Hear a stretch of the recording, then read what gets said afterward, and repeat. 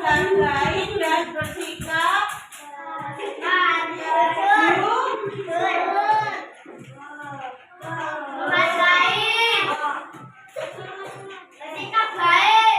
Bismillahirrahmanirrahim. Assalamualaikum warahmatullahi wabarakatuh.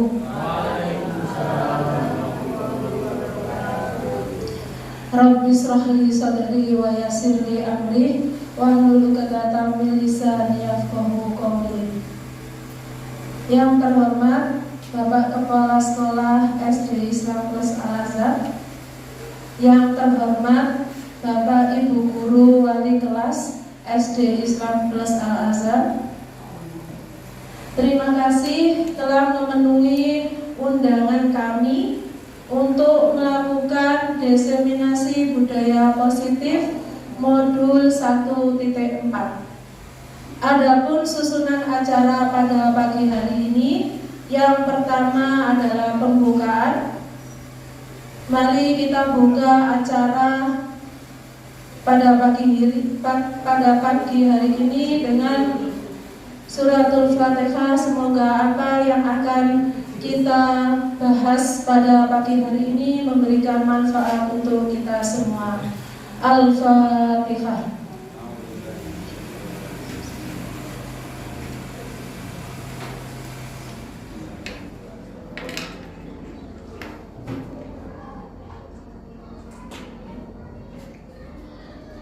Yang kedua, menyanyikan lagu Indonesia Raya. Kepada Bu Nisa, saya mohon bantuannya untuk memimpin menyanyikan lagu Indonesia Raya. Untuk Bapak Ibu Guru semuanya mohon untuk berdiri.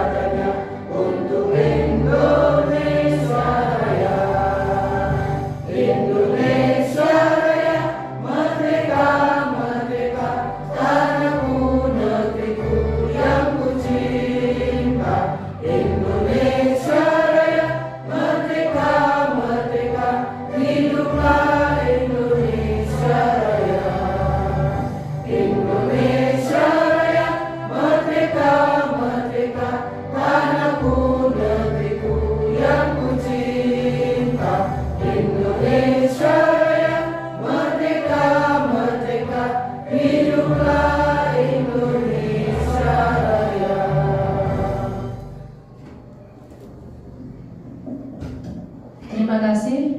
Hadirin dimohon untuk duduk kembali.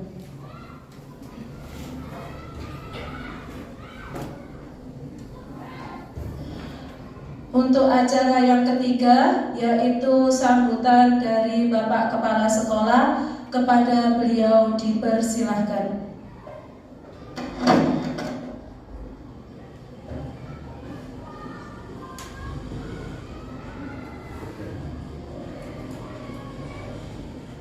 Assalamualaikum warahmatullahi wabarakatuh. A'udzubillahi minasyaitonir rajim. Bismillahirrahmanirrahim. Alhamdulillah. Wa bihi nasta'inu 'alal umuri waddin. Wassalatu wassalamu ala asyrofil anbiya'i wal mursalin wa ala alihi washabihi ajma'in. Amma ba'd. Terima kasih kami sampaikan terlebih dahulu kepada Bapak Ibu Dewan Guru SD Islam Plus Al-Azhar. Alhamdulillah berkenan hadir menyempatkan waktunya untuk menghadiri undangan rekan kita Bu Rince dan Bu Anis, di mana dalam hal ini yang sedang melaksanakan tugas daripada CGP. Mudah-mudahan kehadiran Bapak Ibu semuanya selalu dicatat dan diberikan tambahan rahmat taufik hidayah dari Allah Subhanahu wa Ta'ala. Amin ya rabbal alamin. Salam serta salam semoga selalu tercurahkan kepada junjungan Nabi Muhammad sallallahu alaihi wasallam. Bapak Ibu hadirin semuanya, di dalam kesempatan ini kami tidak lupa mengucapkan terima kasih kepada Bu Anis, Bu Wijaya yang telah meluangkan atau memberikan waktu kepada kami untuk menyampaikan sekadar sambutan.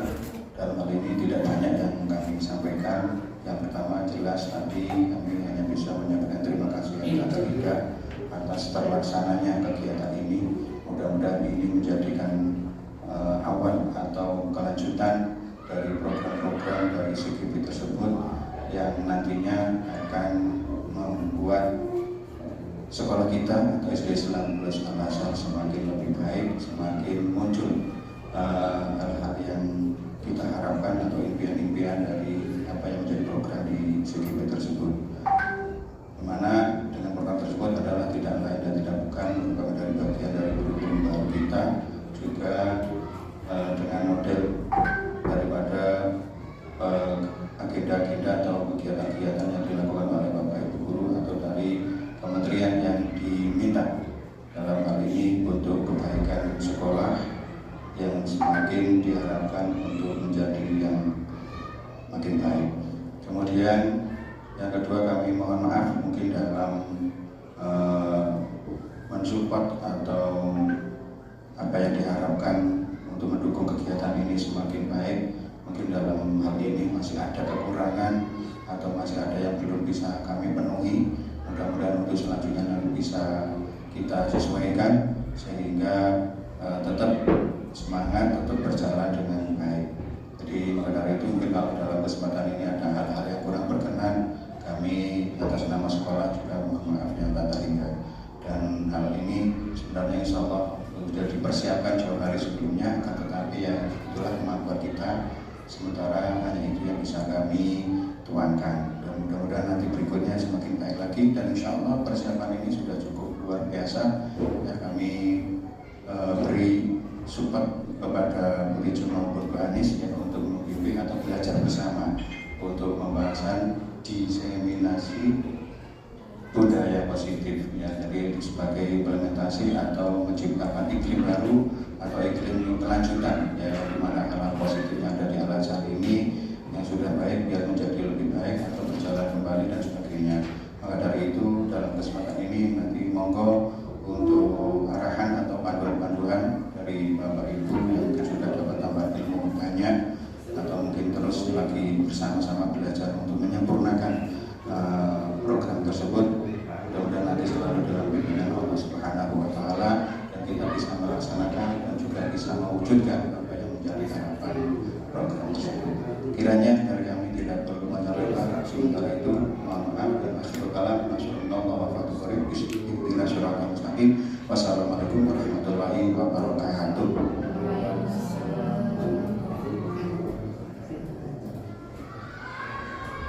Terima kasih disampaikan kepada Bapak Kepala Sekolah. Menginjak acara yang keempat, sebelum kita memulai diseminasi budaya positif oleh Bu Anis dan saya sendiri, Bu Rijal, mari kita sejenak mengikuti ice breaking supaya kita lebih semangat, lebih ceria dalam nanti menerima diseminasi budaya positif dari kami semua. Monggo Bu Anis bisa dimulai ice breakingnya.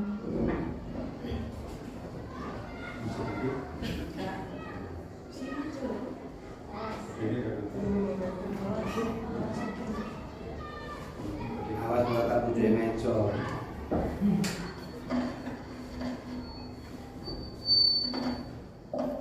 Selamat pagi Bapak Ibu. Pagi. Semangat ya. Itu biar kita lebih semangat ya Bapak Ibu ya. Mohon berdiri dulu semuanya. Bahasa Jawa loh. Sebenarnya ini untuk ice breakingnya simple aja sih ya Bapak Ibu ya. Semuanya pasti bisa melakukan. Maju. Kalau seperti ini apa namanya Bapak Ibu? Buka. Sini apa Bapak Ibu? Tutup. Loh ya. Jadi buka tutup bertepuk tangan. Buka tutup hentakkan kaki. Digulung-gulung sambil tersenyum. Digulung-gulung sambil tertawa.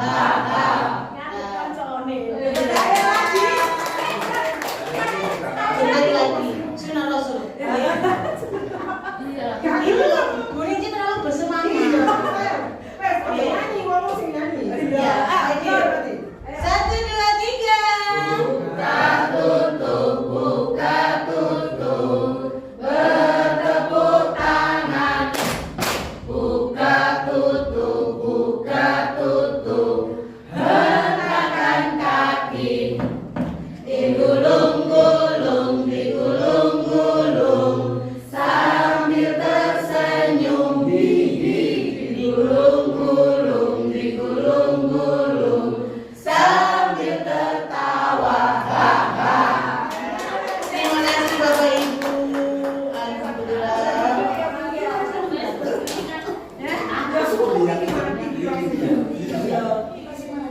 Kembalikan ya bunyi.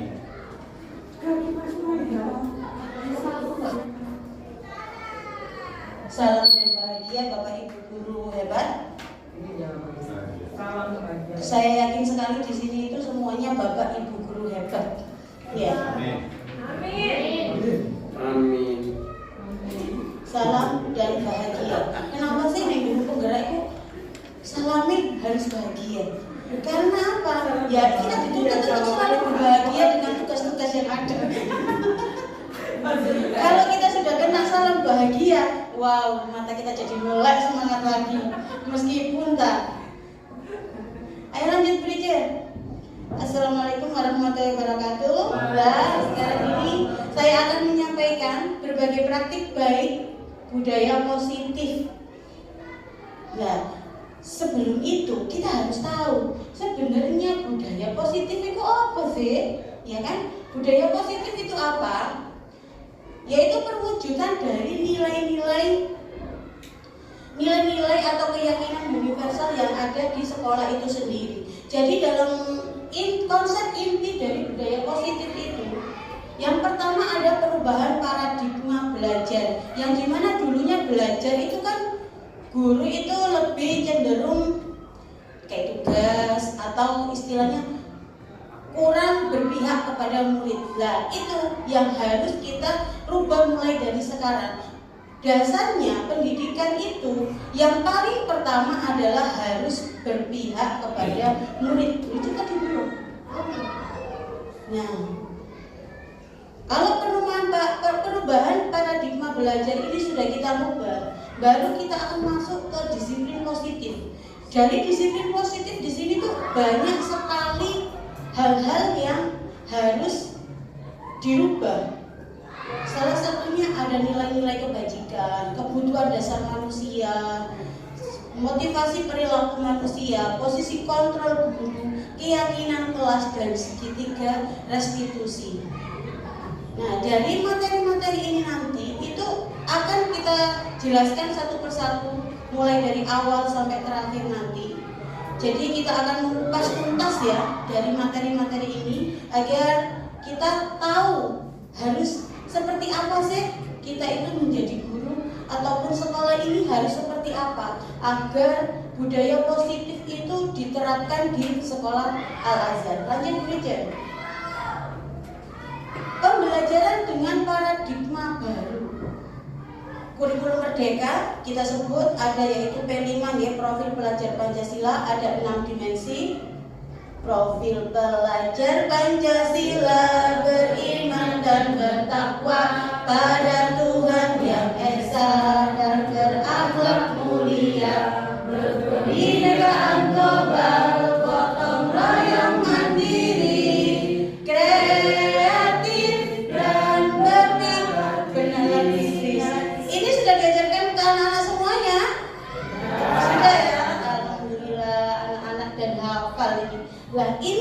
yang akan kita rubah dari perubahan paradigma baru, yaitu pembelajaran anak-anak itu akan kita kaitkan dengan 6 dimensi profil pelajar Pancasila.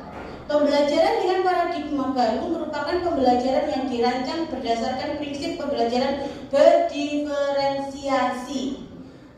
Ada yang tahu pembelajaran berdiferensiasi ini maknanya apa sih sebenarnya? Apakah pembelajaran yang sama kepada semua murid? Tidak. Berbeda ya, tapi perbedaan itu kita juga tidak langsung harus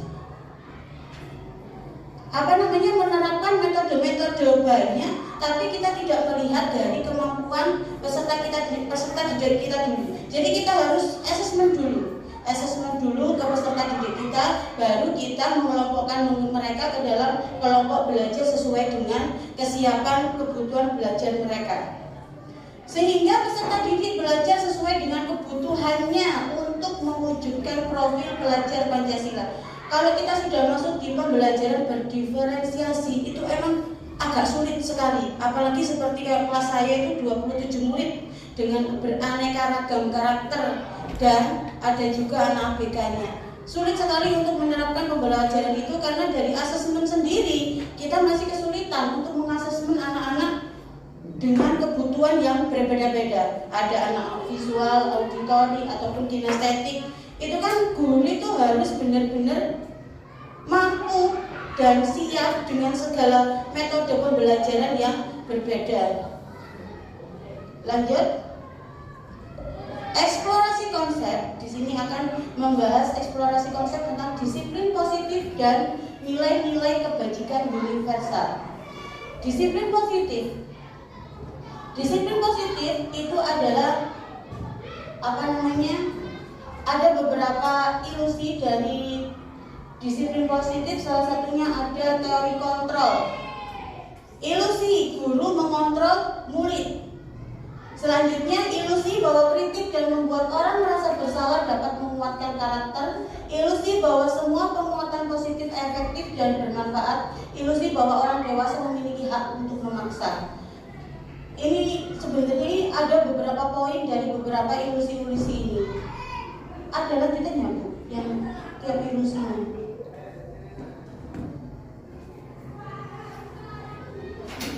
Tadi aja Bu ilusi Bu. Nah, untuk ilusi guru mengontrol murid, pada dasarnya kita tidak dapat memaksa murid untuk berbuat sesuai jikalau murid tersebut memilih untuk tidak melakukannya. Jadi maksudnya guru itu harus bisa mengontrol murid. Mengontrol murid dalam artian, jadi bukan malah guru itu yang kalah dengan muridnya, tapi guru itu dia bisa menjadi pemimpin pembelajaran di dalam kelas. Jadi bisa mengarahkan muridnya untuk lebih bisa belajar sesuai dengan karakter mereka. Ilusi bahwa semua penguatan positif, efektif dan bermanfaat. Penguatan positif atau bujukan adalah bentuk-bentuk kontrol segala usaha untuk mempengaruhi murid agar mengulangi suatu perilaku tertentu. Ini dimaksudkan adalah suatu usaha dari guru untuk mengontrol dari murid tersebut. Jadi antara ilusi satu dan yang lainnya ini saling bersangkut pautan. Jadi pada dasarnya guru itu harus bisa mengontrol murid dari segi pembelajarannya. Selanjutnya Bu Rijang. Nanti tak terlalu panjang malah enggak. Satu-satu terlalu panjang. Nah, perubahan paradigma stimulus respon teori kontrol. Ini berkaitan dengan pembelajaran tadi. Pembelajaran paradigma, perubahan paradigma. Siapa yang sesungguhnya memiliki kontrol? Guru apa murid? Nah, yang memiliki kontrol di sini adalah guru ya. Jadi kontrol di sini dimaksudkan ada stimulus respon dan teori kontrol atau pilihan. Nah, ini adalah mind map dari disiplin positif. Bahwasanya disiplin positif itu ada teori kontrol atau teori pilihan. Teori kontrol ini maksudnya yang memegang adalah gurunya. Oke. Dari teori kontrol seorang guru itu dimenamakan dia mempunyai teori kontrol, bahwasanya guru itulah yang mengontrol murid itu sendiri. Jadi guru itu tidak bisa dipengaruhi oleh orang lain ataupun di sekelilingnya untuk menentukan pilihan yang akan dia tentukan untuk muridnya. Ini itu disimbolkan dengan kepalan tangan. Kalau nggak salah Ibu Rice ya, dengan kepalan tangan. Jadi siapa yang bisa membuka kepalan tangan kita kalau bukan diri kita sendiri? Lah, munculnya keinginan untuk membuka itu kan dari hasrat diri kita sendiri. Jadi teori kontrol itu dilandaskan pada keyakinan diri guru itu sendiri, tanpa ada bisa dipengaruhi oleh lingkungan, oleh teman ataupun lingkungan lainnya. Dia dinamakan teori kontrol. Jadi Anda tidak bisa mengontrol orang lain, hanya Anda yang bisa mengontrol diri Anda sendiri. Dari makna teori kontrol ini tadi, maka dapat disimpulkan adanya makna disiplin. Disiplin di sini yaitu belajar kontrol diri dengan menggali potensi kita agar tercapai tujuan mulia, yaitu sesuatu menjadi seseorang yang kita inginkan berdasarkan nilai-nilai yang kita hargai. Kalau sudah timbul disiplin dalam diri kita, maka kita akan bisa menuntun murid kita agar mereka bisa mendapatkan pendidikan sesuai dengan karakter mereka sendiri. Dari teori kontrol ini itu ada untuk teori kontrol tadi itu semua perilaku memiliki tujuan. Setelah itu model berpikir menang ini yang saya sebutkan tadi, yaitu tentang seperti kepalan tangan itu tadi. Selanjutnya, selain teori kontrol tadi, ada juga bahwasanya kontrol seorang guru itu bisa didasari dari teori motivasi. Nah, motivasi ini itu bisa timbul melalui motivasi ekstrinsik ataupun intrinsik. Kalau ekstrinsik itu kan yang dari luar, yang intrinsiknya itu yang dari diri kita sendiri. Salah satunya nanti ada nilai-nilai kebajikan universal, keyakinan kelas.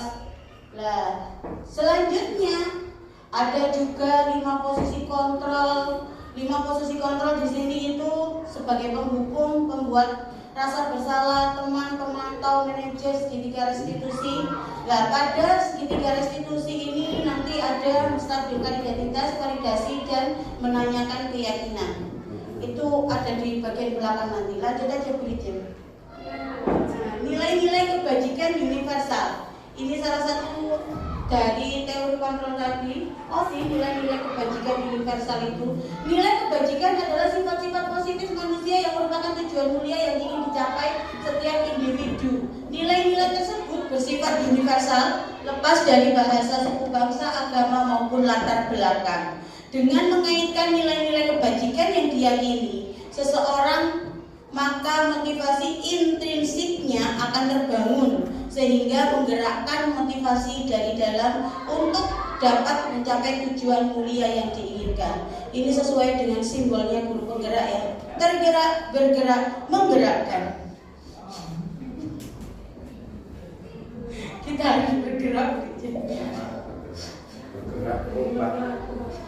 Eksplorasi konsep untuk teori motivasi, hukuman, dan penghargaan restitusi. Dari motivasi perilaku manusia, ada motivasi eksternal, contohnya yaitu untuk menghindari ketidaknyamanan atau hukuman apa yang akan terjadi apabila saya tidak melakukannya.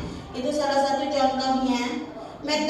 Motivasi eksternal untuk mendapatkan imbalan dari orang lain atau institusi, apa yang akan saya dapatkan apabila saya melakukannya. Yang contoh apabila motivasi itu muncul dari luar. Motivasi internal, tujuan disiplin positif untuk menghargai diri sendiri. Contoh pertanyaannya, saya akan menjadi orang yang seperti apa bila saya ingin melakukannya. Istilahnya di program guru penggerak ini, awalnya kalau saya sendiri itu kan tidak ada apa ya, kayak tidak ada keyakinan untuk terus melakukannya dan terus maju. Tapi setelah mengikuti lambat laun ya emang banyak capeknya sih. Tapi dari situ tuh seenggaknya itu muncul nilai internal dalam diri saya sendiri. Loh, aku loh melok CGP ini sebenarnya untuk apa? Pengen jadi apa? Lah, sebenarnya emang guru penggerak ini mempunyai banyak manfaat sekali buat kita. Istilahnya pikiran kita itu jadi terbuka tentang pendidikan. Yang dulunya itu saya nggak tahu apa-apa, sekarang jadi mengerti apa-apa dengan hal-hal baru dari guru penggerak ini. Makanya monggo daftar guru penggerak angkatan 11. Masih buka Pak, loh, wah hari ini terakhir. Gak apa-apa, hari terakhir waktu itu saya angkatan 9 sekedar curhat nih. Angkatan 9 itu saya daftar CGP di hari terakhir. Mengisi segitu banyaknya sama pemain. Waktu itu nah mengisi segitu banyaknya, alhamdulillah terupload. Karena beda juga kalau nggak salah. Terupload di jam 12 kurang. Makanya mau daftar CGP angkatan 11. CGP sangat menguntungkan bagi kita. Kita juga nggak tahu sertifikat restitusi itu apa, tapi setelah dipraktekkan ke murid saya sangat berdampak sekali. Kita sambut CGP angkatan 9 lulus menjadi GP angkatan 9.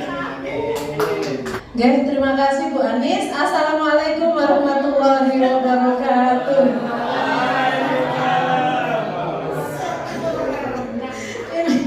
Ini saya kebagian praktek-praktek loh pokoknya. Bu Anis ini itu tadi loh main cek dulu.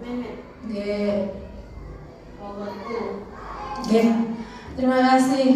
Ini teman-teman jadi untuk yang map di depan sendiri tentang disiplin positif. Tadi sudah dijelaskan Bu Anis tentang makna disiplin positif dan bagaimana awalnya atau menumbuhkan disiplin positif itu pada diri anak didik kita. Jadi makna disiplin di sini adalah belajar kontrol diri dengan menggali potensi kita agar mencapai tujuan yang mulia, yaitu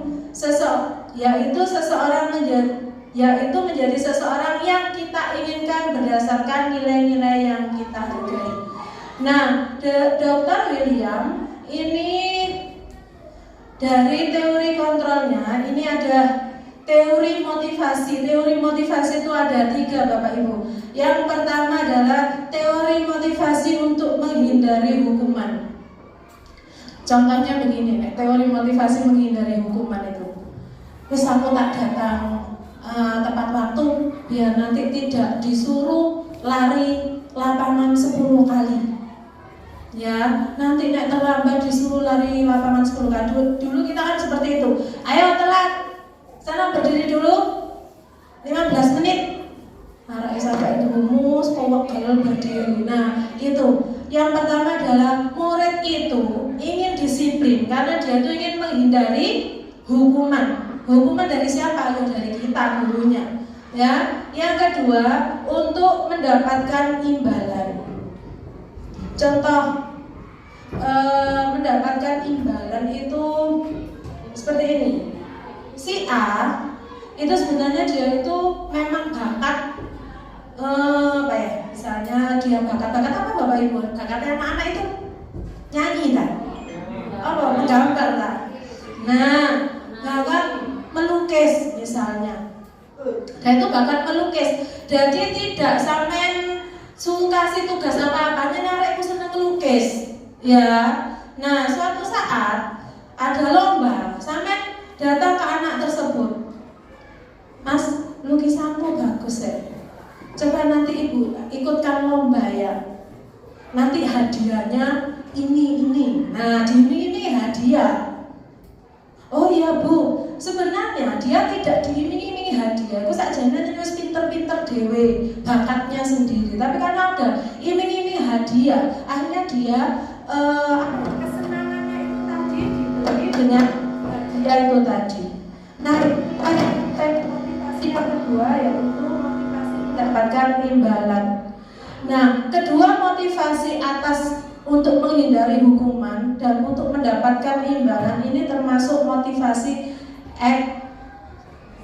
ekstrinsik, motivasi yang datang dari luar. Yang pertama karena takut dihukum, yang kedua wani piro memang Bu nek diikut lomba lagi Bu takut hadiahnya apa Bu nek aku ikut lomba. Oh, ndak ada lah Bu, wes Bu karena hadiah. Karena dia itu awalnya sakjane itu bakatnya sendiri, tapi karena lama-lama diiming-imingi hadiah. Jadi dia itu karena hadiah akhirnya itu motivasi yang kedua mendapatkan imbalan. Nah, yang harus kita gali itu ada yang nomor 3, yaitu motivasi untuk menghargai diri sendiri.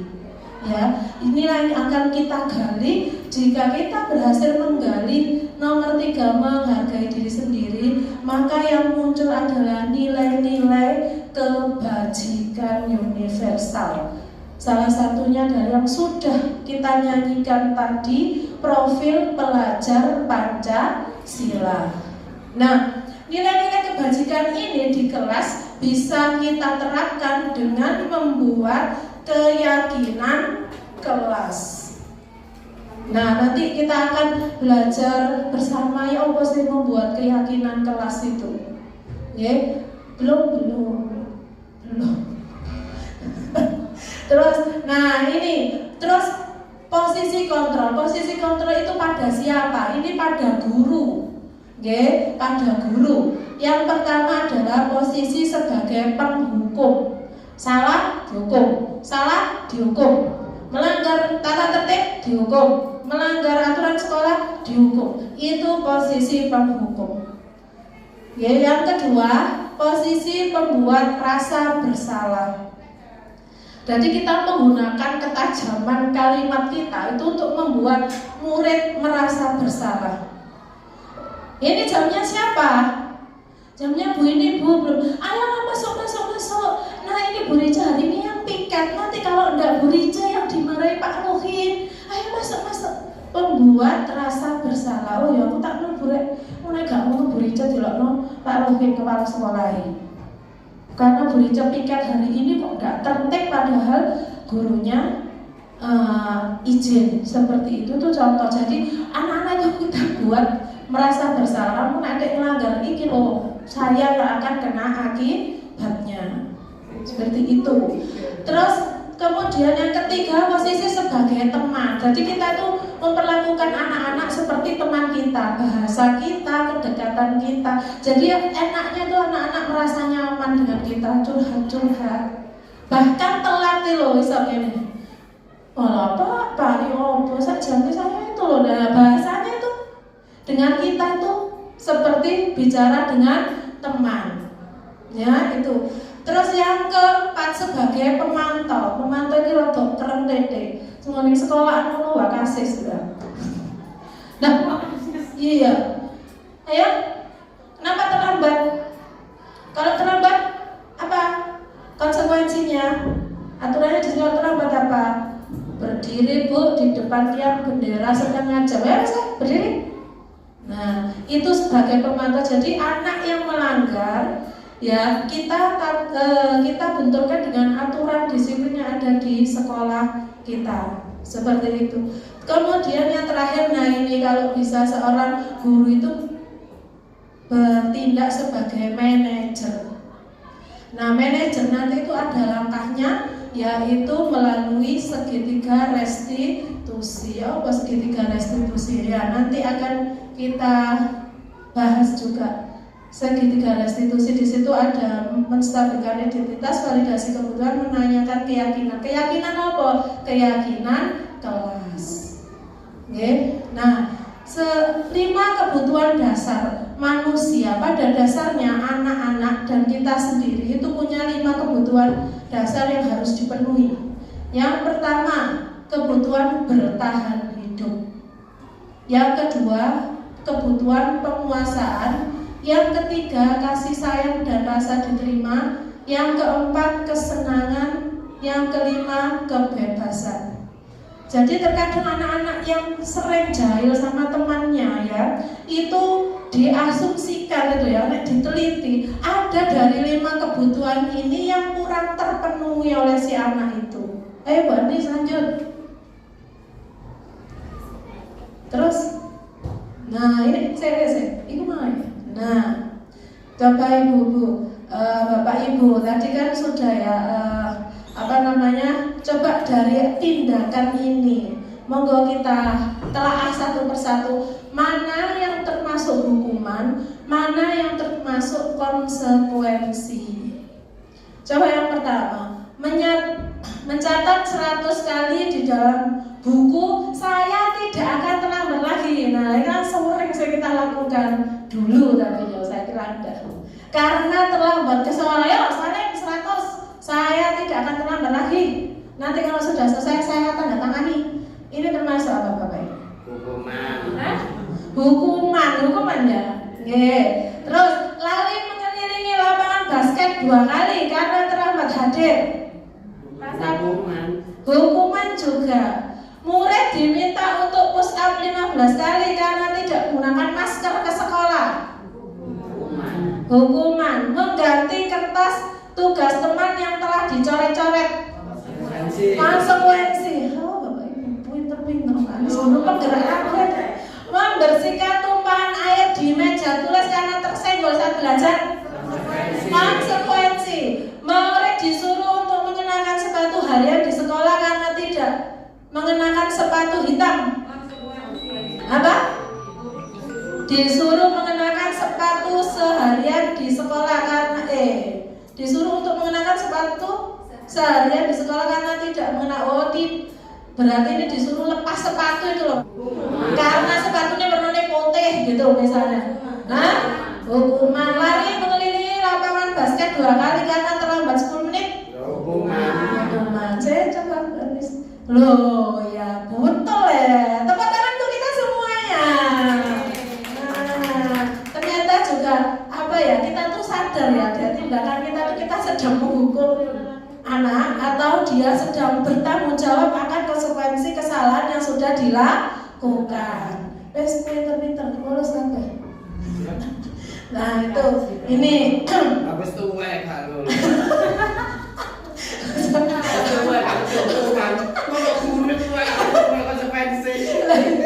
Nah ini perbedaan dari hukuman dan konsekuensi. Hukuman itu biasanya bersifat menyakitkan, ya, dan biasanya melibatkan fisik atau hati, membuat anak sakit fisiknya pegel lah dia lari-lari misalnya, dan hatinya mangkel,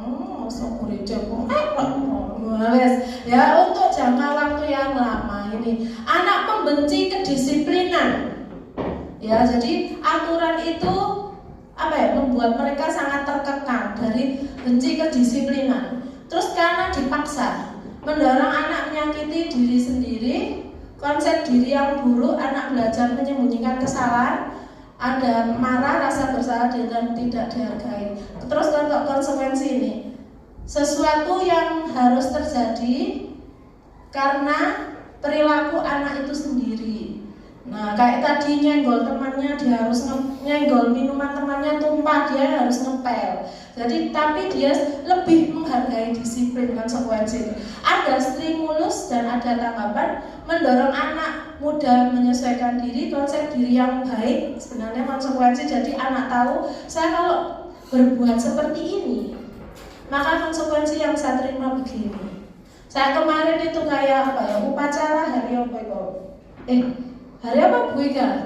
Saya nggak upacara, saya suruh membawa poster gambar apa itu? Pahlawan. Apa ya? Jalan sehat tak? Iya, kan waktu itu disuruh ke sini, banyak yang izin. Nggak apa-apa, kamu nggak ke sini juga nggak apa-apa. Tapi konsekuensinya adalah kalau kamu nggak ke sini, hari Senin kamu harus membawa foto atau poster tentang apa waktu itu? Hari Pahlawan. Oh, hari Pahlawan. Maulid Nabi, mau buat puisi maulid buat. Oh, akhirnya gak sido izin. Nah, jadi Bu, saya masuk saja. Yang tidak masuk betul-betul ada kepentingan, dia memang izin. Nanti kamu tahu konsekuensinya. Iya Bu, Senin itu dia sudah membawa puisi tentang maulid Nabi. Nah itu jadi mungkin nanti Bapak Ibu hukumannya bisa diganti dengan anak itu tahu konsekuensi seperti itu. Boleh Bu Anis? Nah, terus lanjut sudah usah. Nah itu tentang restitusi. Keyakinan kelasnya kok belum? Keyakinan kelasnya belum lah? Belum. Oh memang belum. Kasih restitusi kan, mari restitusi pengertian. Oh restitusi dulu. Ya, apa itu restitusi? Nah, yaitu proses menciptakan kondisi bagi murid untuk memperbaiki kesalahan mereka, sehingga mereka bisa kembali pada kelompok mereka dengan karakter yang lebih kuat. Restitusi juga merupakan proses kolaboratif yang mengajarkan murid untuk mencari solusi untuk masalah mereka dan membantu murid berpikir tentang orang seperti apa yang mereka ingin menjadi tujuan dan bagaimana harus memperlakukan orang lain. Mereka harus memperlakukan orang lain. Nah ini nanti restitusi nanti ada prakteknya Bapak Ibu, yaitu tentang segitiga restitusi. Ya. Terus ciri-ciri restitusi bukan untuk menebus kesalahan, namun untuk belajar dari kesalahan. Ini sebenarnya kalau diterangkan gini ya opo sih kan. Nanti dalam prakteknya itu seperti ini ternyata restitusi itu. Yang kedua memperbaiki hubungan. Yang ketiga tawaran bukan paksaan. Restitusi itu menuntun untuk melihat ke dalam diri. 5. Restitusi mencari kebutuhan dasar yang mendasari tindakan. Yang keenam, restitusi dilihat adalah cara yang paling baik, fokus pada karakter bukan tindakan, mengendalikan murid yang berbuat salah pada kelompoknya, mengembalikan murid. Wes langsung keyakinan kelas saja. Nah, mengapa tidak peraturan saja? Mengapa harus keyakinan? Bapak KS, ini kalau keyakinan kelas dasarnya keyakinan itu gini. Peraturan mengendarai sepeda motor itu harus pakai apa Bapak Ibu? Pakai helm. Kalau nggak pakai helm, ditilang lah untuk sidang atau no duwe ya. Jadi motivasi kita memakai helm itu karena takut ditilang. Itu masih motivasi ekstrinsik dari luar anggota polisi ya. Tapi kalau kita memakai helm itu untuk keselamatan kita sendiri dan orang lain. Nah itu baru kita menganggap memakai helm saat sepeda motoran itu adalah motivasi intrinsik. Ya, seperti itu. Nah itu, jadi apa nanti hubungannya dengan keyakinan kelas? Ayo Mbak Nis. Nah, ini Bapak Ibu. Kemarin saya mau berbagi praktek membuat keyakinan kelas. Sudah ada yang membuat keyakinan kelas? Sudah. Bu Alfi sudah, Bu Alfi sudah. Yang apa Bu Alfi? Dan gimana Bu Alfi buat keyakinan kelasnya? Membuat keyakinan kelas itu sesuai dengan ide-ide anak-anak sendiri. Kesepakatannya. Anak-anak sendiri. Gitu. Jadi dengan idenya tersebut itu disepakati bersama mana yang memang benar-benar bisa diterapkan di kelas sendiri. Loh ya mantap. Selain Bu Alfi yang tentang saya sampun damel keyakinan kelas. Gak Bu, aku kesepakatan kelas saya dulu awal belum dapat modul ini saya tuh buat kesepakatan kelas.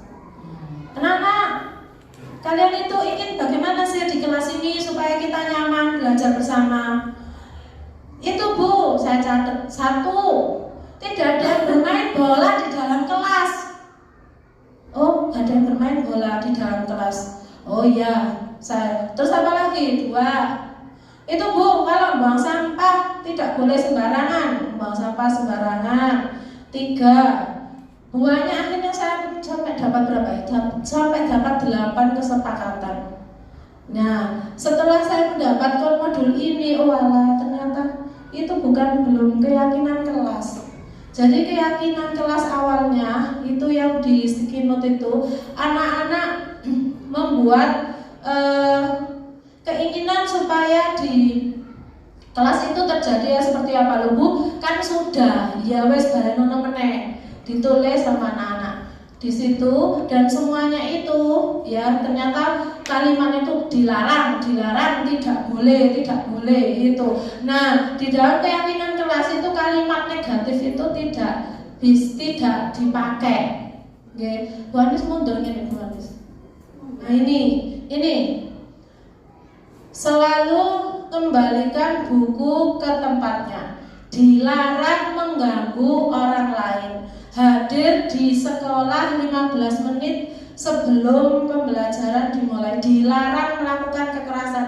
Dilarang menggunakan narkoba. Bergantian atau menunggu giliran gunakan masker. Jangan berlari di kelas atau koridor. Teman-teman yang termasuk peraturan itu yang mana? Biasa. Peraturan. Dilarang ya. Itu kan kalimat negatif ya. Dilarang mengganggu orang lain. Nah, di keyakinan kelas kalimat dilarang tidak boleh ini sebaiknya dirubah menjadi kalimat yang positif yang bisa mengeluarkan motivasi dalam diri anak. Coba Bu Anis tadi ini nyoba. Nah, ini dilarang mengganggu orang lain. Oh, itu maksudnya menghormati orang lain. Seperti itu. Dilarang melakukan kekerasan. Nah, menghormati orang lain bisa juga untuk keselamatan. Dilarang menggunakan narkoba. Kenapa? Karena narkoba bisa mengganggu kesehatan. Nah, seperti itu. Menggunakan masker ini gunanya untuk apa? Untuk kesehatan dan keselamatan. Nilai-nilainya gitu loh. Yang ingin kita gali dari peraturan yang kita buat bersama. Berarti kan sama dengan 9M itu juga. Apa? Peraturan disiplin, jujur itu kan semua keyakinan semua berarti tanggung jawab. Iya, nilai. Oh ya, nilai-nilai kebajikan universal ya. Seperti itu juga boleh, Pak. Tapi terkadang anak itu jujur ya apa sih ngono. Oh, jujur kita buat keyakinan ya seperti apa jujur itu. Bicaranya juga tanggung jawab. Nah, kan juga perlu diterjemahkan tanggung jawab yang apa kan juga begitu. Lah ya.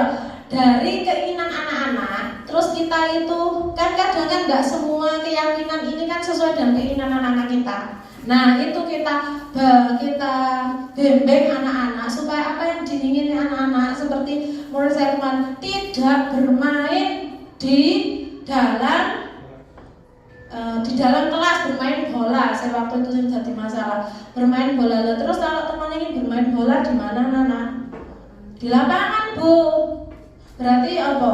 Bermainlah bola di lapangan. Itu nilai apa itu? Nilai keselamatan. Seperti itu. Jadi kena koncoy sirai yo itu. Jadi kita kenalkan anak-anak tentang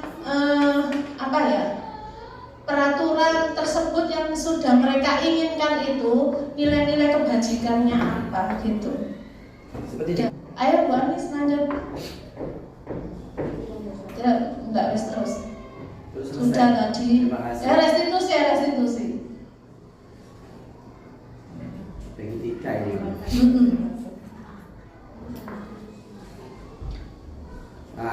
Nah, ini segitiga restitusi.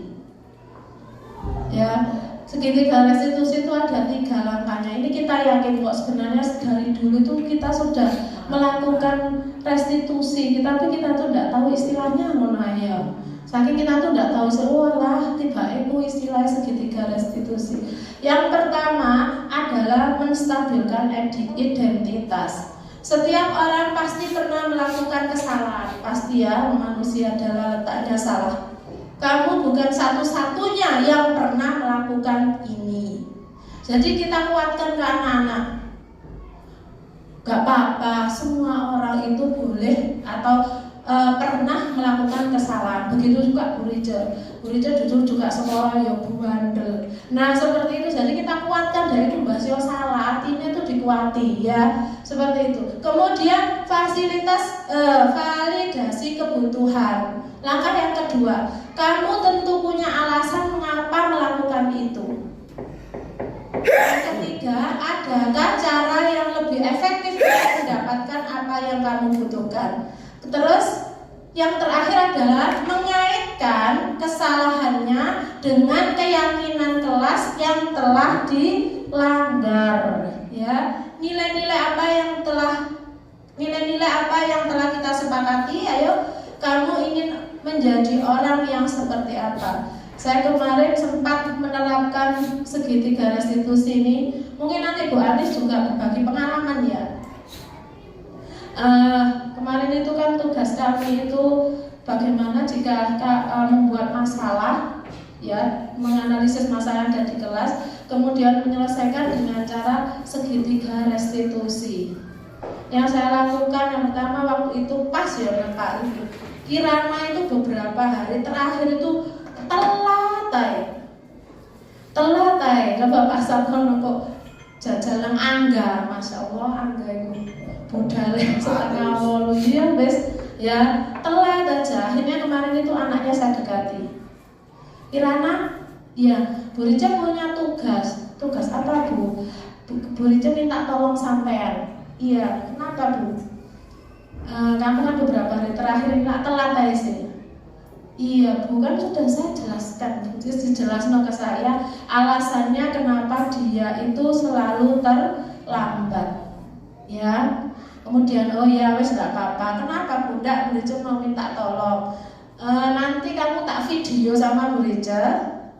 Kemudian buat apa Bu? Enggak, ini buat tugasnya Bu Rica sendiri. Akhirnya saya ajak duduk di sini, saya ajak omong-omongan. Apa ya? Saya nonton video, tapi gak tahu ya. Jadi intinya tuh waktu itu saya menanyakan kenapa kamu terlambat. Dia bilang yang pertama yang dijadikan alasan itu adalah orang tuanya. Ya, jadi orang tuanya itu bulet, kayak keterno, dia anak gak diterterno. Apakah kita punya masalah yang sama Bapak Ibu?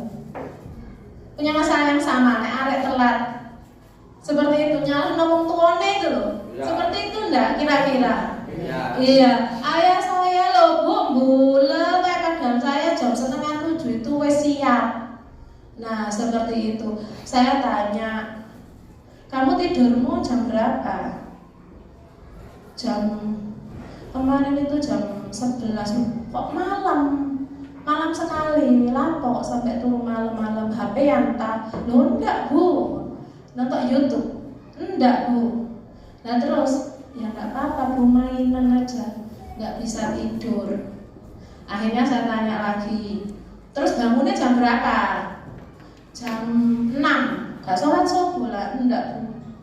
Sudah balik? Sudah Bu. Akhirnya saya, ya apa konsekuensi nenek wis balik itu sholatnya ya harus 5 waktu. Dia ngerti, sadar. Kamu sampai ngerti enggak? Sampai kenapa bisa bangun jam 6? Enggak tahu. Karena sampai tidurnya terlalu malam. Lu iya tak Bu? Iya. Akhirnya saya terangkan, kamu itu masih kecil, butuh waktu istirahat itu kurang lebih 8 sampai 9 jam. Coba hitungan kalau kamu bangun jam 4, entah setengah 5, sampai butuh tidur jam berapa? Dia jawab, itu setengah 10 Bu. Oh setengah 10, iya. Berarti nanti praktekno paling lambat turu jam setengah 10. Wes mlebu kamar tidur. Oh iya Bu. Nah, terus nanti kamu besok saya lihat kamu telat lagi dan enggak. Saya bilang gitu. Jadi anak itu saya beritahu, nek tidur malam itu istirahatmu kurang karena tubuhmu ini. Kalau anak usia, anak itu kalau dijelaskan ilmiah itu kan, lah gitu sih. Ini butuh waktu 9 jam. Ini kalau istirahat, kalau nenek siang nggak istirahat, tambah butuh waktu itu. Kemudian, oh ya Bu, ya wes. Bu Rica, tidak akan menghukum kamu, nggak akan saya hukum. Tapi coba kamu rubah, ya, dari mulai tidur yang malam menjadi agak awal sedikit. Nanti kamu lihat perubahannya. Wes lihatan aja. Kalau memang Bu Rica salah, ya nanti kamu tak kasih cara yang lain. Apa cek iso tangi esok biar bisa bangun pagi dan sholat subuh. Oh iya Bu, besoknya alhamdulillah gak telat. Gak telat itu saya gitu, loh tidak telat. Iya Bu, tapi ya saya tanya, tak kamu jam berapa, tidur jam berapa lah? Ya itu bagus. Nah itu, kemudian besoknya tidak telat lagi, nggak. Alhamdulillah akhir ini gak tahu telat, tapi genti sing telat Amira, yes. Nah iya betul. Dan rumahnya di sini. Saya belum sempat ngajak ngobrol-ngobrol lagi Amira itu. Cuma saya tanya-tanya dok, belum itu. Belum saya kasih solusi buat Amira itu. Ya, jadi Bapak Ibu, jadi segitiga restitusi ini memang tujuannya adalah supaya anak itu bisa menggali kesalahannya sendiri tanpa kita menyadari, betul Pak Sab, menyadari kesalahan sendiri dan ingin berubah. Jadi kita tuh tugasnya itu nuntut ngarahno. Jadi tanpa kita hukum itu nah itu kita insya Allah dengan memang butuh latihan dan tidak serta merta, dan memang anak itu nanti akan melakukan kesalahan yang sama ya tidak apa-apa. Kita terus akan mengarahkan supaya anak itu menyadari dan memunculkan nilai atau karakter yang bagus atau disiplin yang bagus pada dirinya. Seperti itu. Mungkin Bu Anis di anak kelas 2 ya kemarin kan restitusinya. Sering terlambat. Oh iya. Dia mengakuinya Bu, tidak menyalahkan orang tuanya, tapi mengakui aku tidur malam. Iya. Menyalahkan orang tuanya. Ya, jadi iya, kalau Amira itu nyalah orang tuane. Orang tua saya tuh bul gini. Saya belum sempat untuk menggali lebih lanjut gini. Loh kok jadi bapak ibumu yang salah loh nih, kamu yang telat. Loh iya Bu memang gini. Tapi sebelum anak itu telat saya dapat WA, ting orang tuanya, maaf nggih Ustazah, Amira terlambat ya opo ngene iki Bu. Iya, saya daripada anaknya nggak sekolah Bu, saya suruh berangkat aja. Mohon dimaklumi. Saya jawab dok, nggih mah. Masa saya kata restitusi sampai mama. Oke, itu saja penjelasan dari kami tentang budaya positif dari yang kami dapat selama pendidikan guru penggerak modul 1.4. Oke, sama nggih Bu Anis nggih? Sampun. Oke, terima kasih Bapak Ibu. Kalau memang ada yang ingin di-sharing dengan kami, monggo 2 saja ya, 2 pertanyaan ya. Wes 2 pertanyaan aja, setelah itu akan ditutup dengan doa dan kita akhiri. Monggo. Monggo Bapak Ibu, kalau ada yang ditanya atau kita sharing monggo. Ya, lebih. Ayo Pak Sakana monggo. Kepala sekolah. Nggih, mungkin dari Pak KS mau melakukan refleksi yang monggo. Terima kasih apa yang telah disampaikan oleh Bu Rica dan Bu Anis. Alhamdulillah ini mudah-mudahan nanti menjadi sebuah pengalaman, sebuah ilmu tambahan untuk kita semuanya yang pada akhirnya akan terbangun budaya-budaya positif. Termasuk tadi salah satunya disampaikan ada di kedisiplinan tentang dari bahasa ya, dari bahasa mungkin ada istilah tadi dilarang, bisa di salah satunya untuk dirubah menjadi kata-kata yang positif atau yang bisa menggugah semangat. Dan hal itu pun insya Allah pernah kami sampaikan ketika ada pertemuan di Sarian itu ada dari ketika evaluasi dengan Bapak Ibu guru bahwa hal-hal tidak hanya di aturan juga, termasuk ketika kita menyampaikan, jadi ungkapan atau kata-kata atau ucapan kita adalah termasuk bagian dari doa. Makanya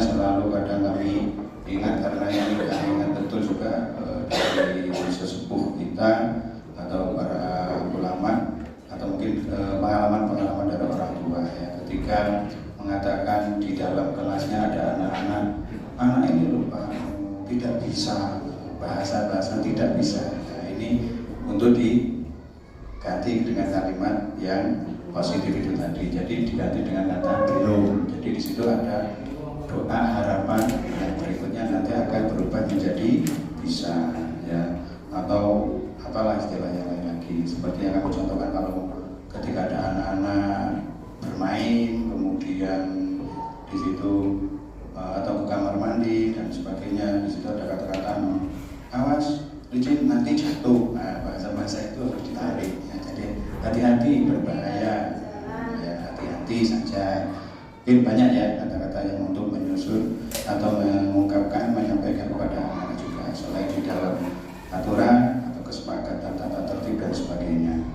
Mungkin itu, ya, terima kasih banyak. Sekali lagi kami sampaikan bahwa hari ini insya Allah untuk kebaikan kita semuanya, untuk selanjutnya mudah-mudahan ini nanti bisa terus terwujud dan kita bisa terapkan juga untuk yang di budaya sekolah kita.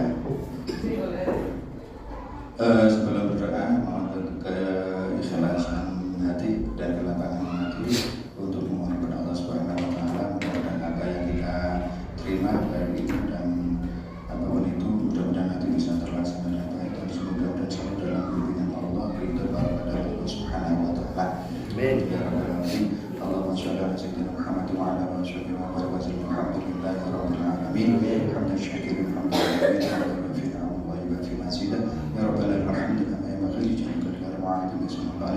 Allahumma nas'aluka wal jannah wa na'udzu bika min sakhatika wan nar. Allahumma ij'al wa'daka wa la ta'ala min ikhwanina min al-iman wal khair wa la taj'al wa yaman al-khair. Allahumma yassir lana amrana wa maghfirah. Rabbana hab lana min azwajina wa dhurriyyatina qurrata a'yun waj'alna lana imama. Rabbana hab lana min azwajina wa dhurriyyatina qurrata a'yun waj'alna lana imama. Rabbana hab lana min azwajina wa dhurriyyatina qurrata a'yun waj'alna lana imama. Rabbana ighfir lana wa li walidayna wa li jami'il muslimin wal muslimat wa ahina wa amwatana wa ahina wal amwat. Rabbana atina fid dunya hasanah wa fil akhirati hasanah wa qina adzaban nar. Rabbana taqabbal minna innaka antas samiul 'alim. Sallallahu alaihi wa Muhammadin nabiyyi wa ala alihi wa sallam. Subhana rabbika rabbil izzati amma yasifun wa salamun 'alal mursalin. Alhamdulillahi rabbil alamin. Bi barakatil Fatihah.